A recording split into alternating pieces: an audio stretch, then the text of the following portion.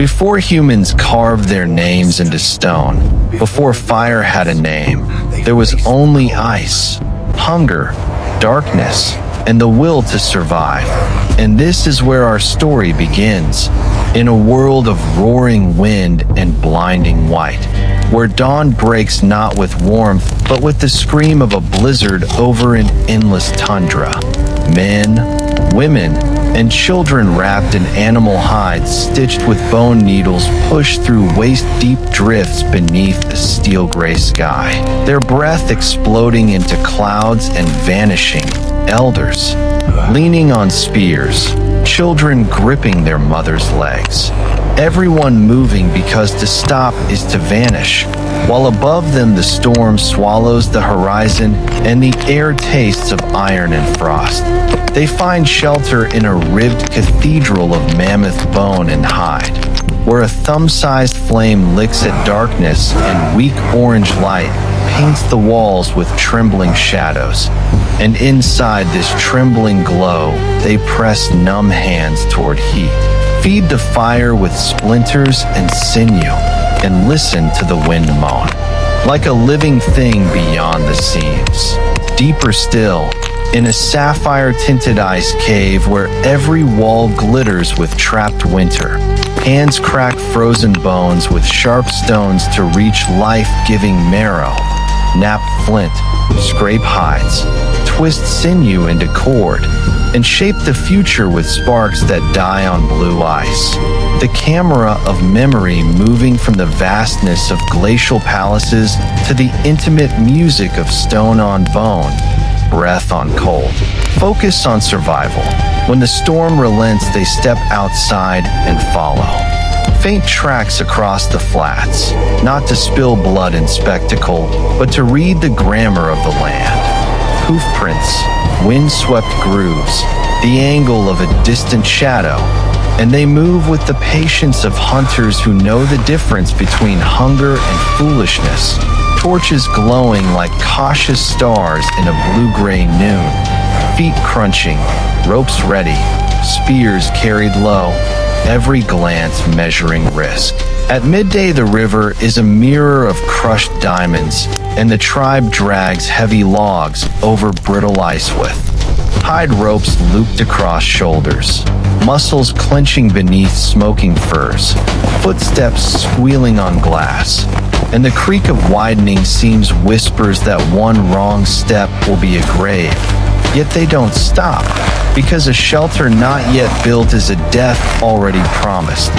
Night returns like a fist, and the wind tests everything, lashing their camp until stakes scream and hide walls thrash like beasts. Bone ornaments clatter, sparks fly then die, and the tribe becomes a chorus of hands and rope and grit, holding the line together, faces iced white, eyes narrowed against stinging snow, refusing the simple story where the storm wins.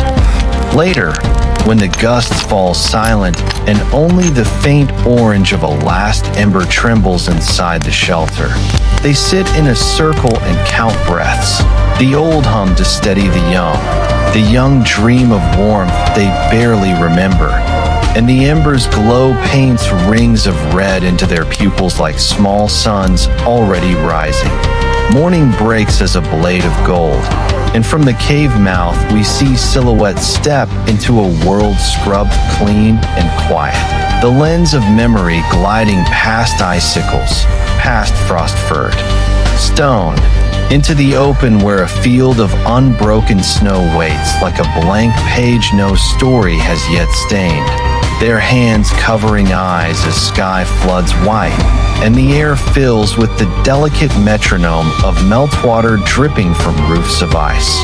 They climb a jagged headland above a frozen sea that shimmers silver beneath cloud-bleached light. Kneel as a knot of bodies, stone to stone, spark to tinder, patience to breath, and coax flame from a world that refuses to be warm. The first coil of smoke writing, a promise in the wind, the first flicker insisting the cold will not be the only author of this day.